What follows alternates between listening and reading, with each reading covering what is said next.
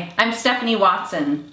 This is Word Slingers, the show where we explore the creative writing process and give you ideas and inspiration to help you move your writing practice forward.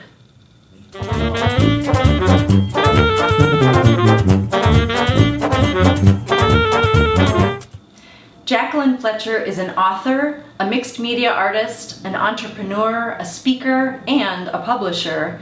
Most recently, she's the author and artist of the Dear You series of books and gifts, published by her very own Gold House Press. Recently, we talked about why she decided to start publishing her own work. Here's my conversation with Jackie. You've gone the traditional publishing route in the past. Yes. I want to show a couple of your books that you've published with traditional publishers. There's this one, a very successful book, A Career Girl's Guide to Becoming a Stepmom, with, one of the biggies in terms of publishing, HarperCollins, and then Cancer Widow, Climbing the Mountain. So you've gone the traditional publishing route, but is it 2013?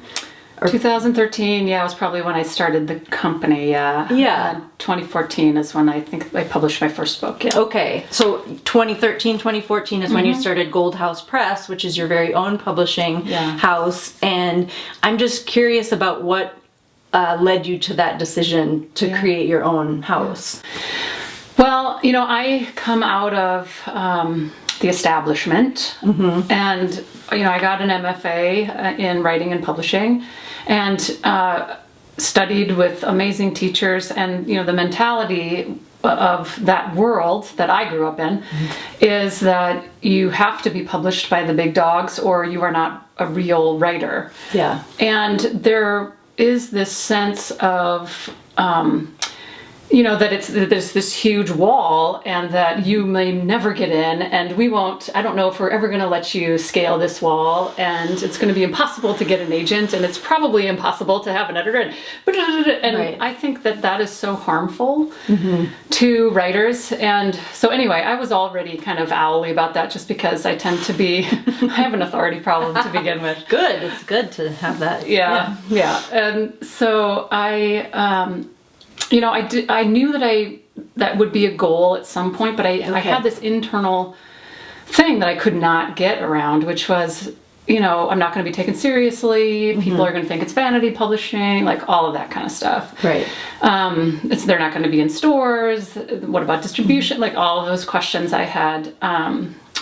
And a couple of things kind of pushed me over the edge. And one was when I started to do all of this painting, I am not a trained artist. I have not been, to art school.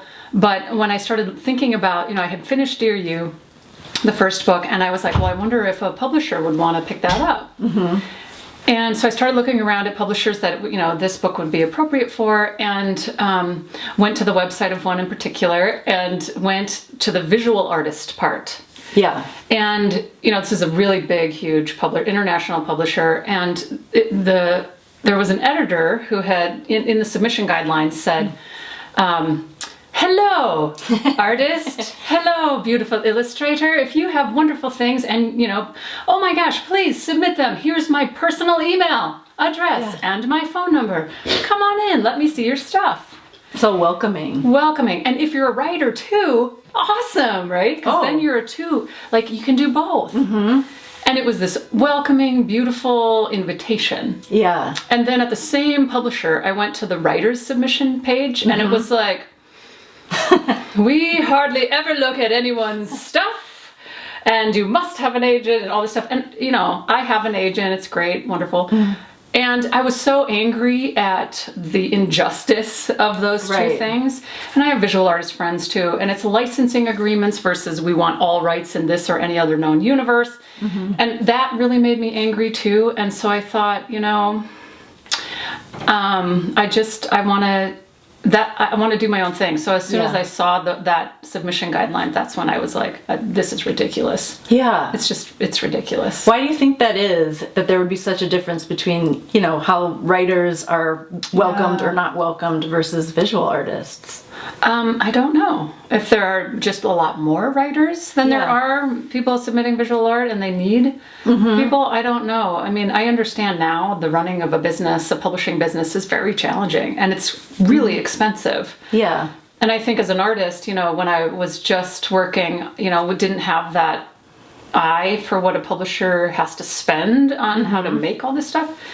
I was even more upset about it. Now I'm still upset, but I'm like, yeah, it's expensive to have a publishing company, but it's the creative freedom of it was really appealing to me. And I'm a big believer in that, so many writers I know, kind of go in like this, do you like me? Right. But that's so inspiring to me, how you, instead of what you said, writers being like, do you like me? We're waiting for the invitation to the ball. Yeah.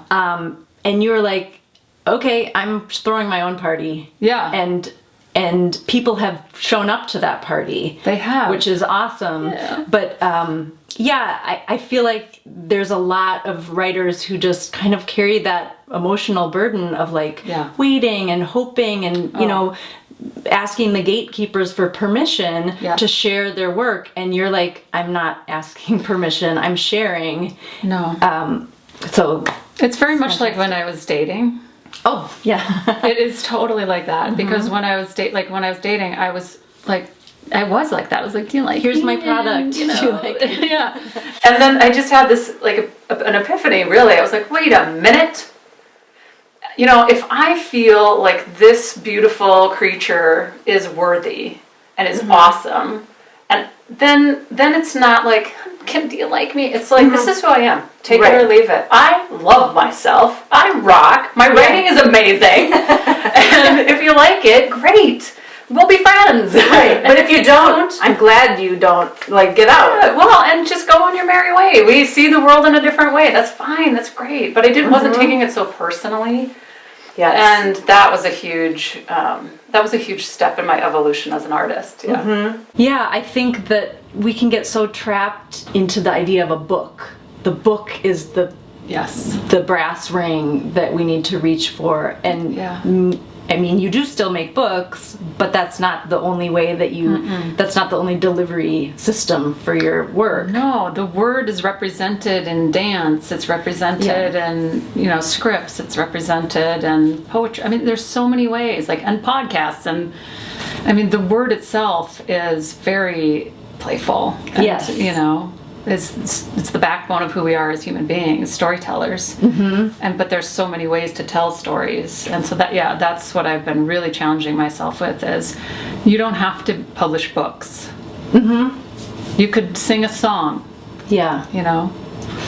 Well, I've heard, I've read lately, I won't name names, but big famous authors saying if you're a real writer, that's all you do. You devote yourself to writing, and that's your thing. And actually, baloney. Yeah, being an interdisciplinarian diffuses your creative energy, and you'll be just kind of at a surface level good at all of these things, but not great as a writer. And I cried baloney on that when I read that. But it also, I feel like it touches on this kind of wound that we might have as writers of believing that there's a certain right way to do it.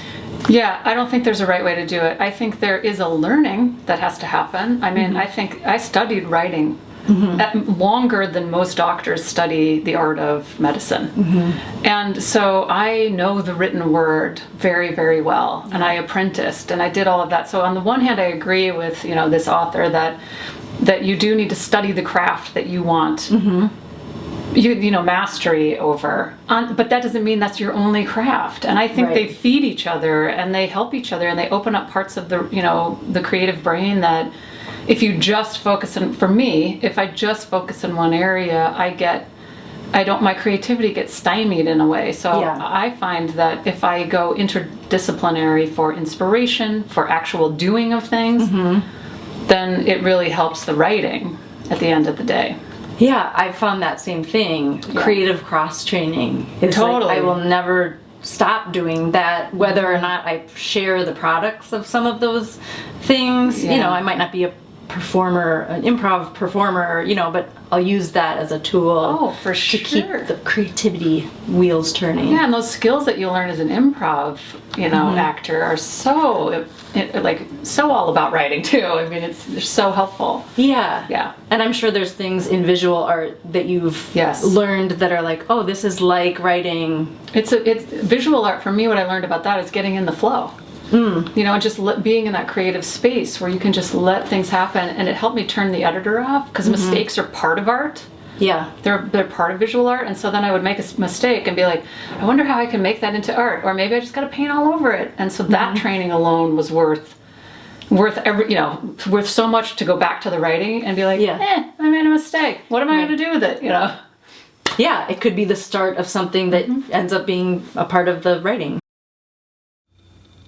There's no right or wrong way to share your work, but as artists, it's a good exercise to think outside the book, as Jackie has done, and play with all the different ways of getting your words out into the world.